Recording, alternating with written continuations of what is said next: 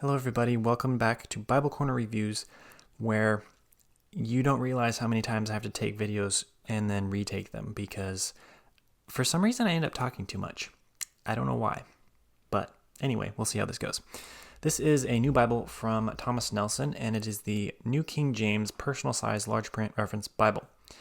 Some of you might be thinking that this looks familiar, and that is because they have a very similarly named Bible already in print that's been in print for a couple of years. This one is not the same, and so when you do searches of this Bible online, the other one will come up. This one is not verse by verse, and that's probably the biggest difference. But this is a new 2023 publication. So there's some information on the front. This is a single piece slipcase. They've been doing a lot more of these, so something I guess that probably saves a little money. Here's the back. It's a 10-point font, and this one does have the 43,000 cross references, so it's not their bigger 72,000 one. This one retails for $39.99, but I was finding it for around $27 at various locations. So it's very affordable. And they do have a hardcover option, which is around $19, and I think the indexed are closer to that $35 range.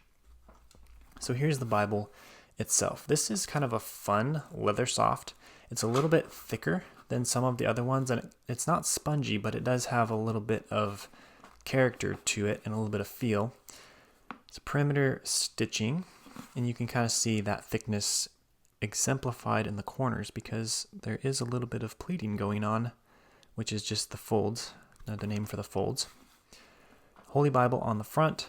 The spine is quite simple but ornate, if you know what I mean. There are 5 spine indications, gold gilding, and then this design, which really reminds me of a 2-sided Christian fish symbol. Then you have a print here and here, Holy Bible, NKJV, and Thomas Nelson logo. And the ISBN is stamped on the back. Unfortunately, it's in gold. It would be better if it was blind stamped, but it's not super big, so that's that. The dimensions of this Bible are 8.5 inches tall by 5.5 inches wide by 1.25 inches thick. It's not a thin line, but it does sort of kind of get that feel from the footprint, but the thickness really diminishes that thin line feature. Interior has a gray end sheet, which doubles as your presentation page, very common of Thomas Nelson. You can see the reinforcement tape on this one is super thick, and so it kind of creates a hump there. Holy Bible again. And something I did notice with this one, now this is the first run of this Bible, and so something that happens a lot of the time in the first runs is there's a lot of printing hiccups, and not in a big way usually, just in a bunch of little details. And this one, the binding isn't perfect all the way through, and so I wouldn't expect that from every Bible that you buy, but oftentimes with these first runs, they have quirks. So here is the publication page. You can see the info on this one is obviously older because it's the New King James, but the publication on this one is 2023, and it is printed in India. So they're starting to move some of their publication over to India, which I think is probably a good thing. We will see that in the future, I guess. Table of contents, preface to the New King James, a short preface, and the Old Testament. And one of the quirks in the binding was that the first signature, you can see here, it ends on this top side, where the rest of them end down here. So it's a good 1/16 of an inch raised, even though on this end, it was all cut the same. Down here, it was a little bit higher, and so it doesn't really lay flat in the beginning because it's creasing over that first signature, and it's kind of stuck back in there, so it doesn't want to lay flat. So it does say lay flat on the front, but this one is having a little bit of trouble. So here is the overall design, and I think it's just a very basic design, but it does have a lot of appeal to a lot of people, including myself.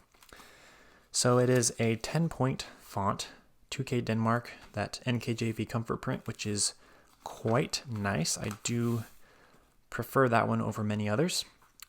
It is double column paragraph format, and it is justified columns.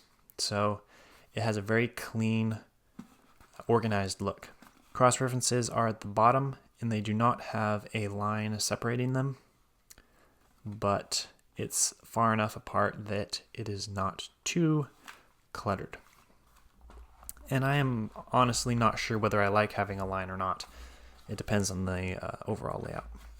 There are no red accent colors. Books begin on a new page. I believe this is probably a 30 GSM paper. It doesn't feel or look quite opaque or thick enough to be 36. Poetic settings are verse by verse. And the words of Christ, if we can find them, are in red. Overall, red consistency was pretty good with this one. I didn't notice too much variation, but all red letters are going to have a little bit. And as you can see here, the verse numbers are in black, so it's very easy to tell where you're at, even in the red letter. And then at the end of, not 2nd Thessalonians, it's the end of Revelation, there is a dictionary concordance. Now, I really love dictionary concordances, but this one's a little bit strange. Not in it that it's a bad thing, but it's not very long. It's only 26 pages, but it is a reference Bible, so I would expect to see at least a small concordance in here. But there's no red letter except for the words of Christ, except for the concordance, which maybe I just didn't read through all of the specifications on it very well, but it's just not too sensical to me. But the references that are being referenced, so abhor here is marked by the red A period, and then the verse reference are in red, and they might have explained that at some point in the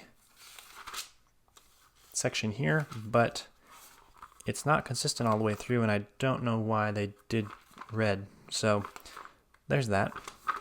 At the end of the concordance, you have a note regarding the type, and then your Thomas Nelson maps. And this one does have overcast stitching in the back.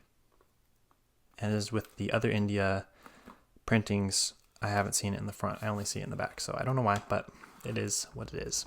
And then the end is another gray end sheet.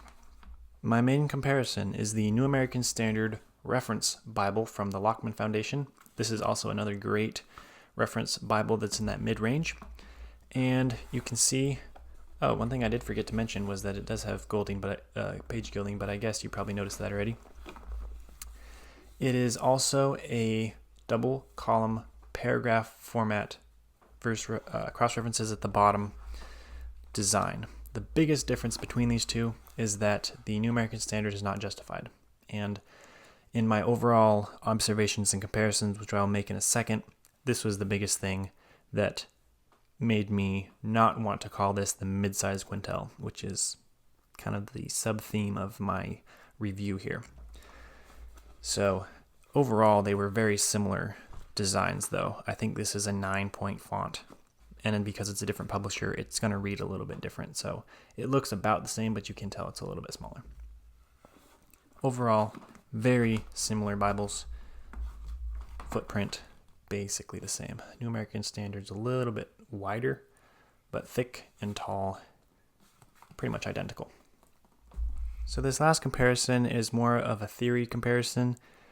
There are some similarities, but the quest for the mid-size Quentel hopefully is going to be resolved here soon when Schuyler releases their newly formatted ESV, which does have a 10-point font. But for now, I'm still going to go along with the what Bible meets that mid-size Quentel theme.